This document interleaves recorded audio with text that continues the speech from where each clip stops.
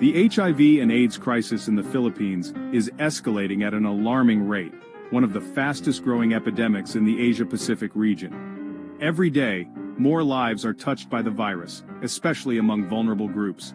Adolescents, out-of-school youth, members of the LGBTQ+ community, sex workers, and people who inject drugs. Misinformation, stigma, and lack of access to sexual health services continue to widen the gap between prevention efforts and those who need them most. Despite expanded government programs, including free testing, treatment, and sexuality education, barriers of fear, discrimination, and mistrust remain deeply rooted, especially in marginalized communities where public health systems struggle to make an impact. This is where peer educators become indispensable. They are not outsiders, they are part of the very communities they serve. Young leaders, LGBTQ+ advocates, former at-risk youth, who break the silence around HIV with courage, empathy, and lived experience. They listen without judgment. They speak the language of trust.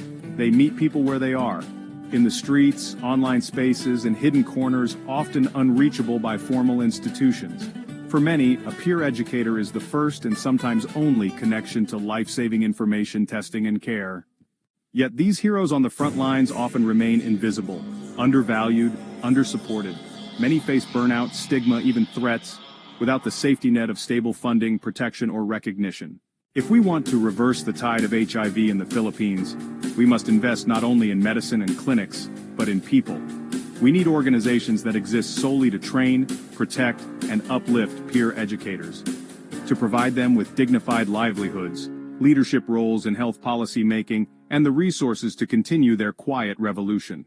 When we empower peer educators, we don't just save lives. We build stronger, healthier, more resilient communities, support grassroots organizations, champion youth-led initiatives, fund the frontliners of hope, because their work is not only vital, it is life-changing.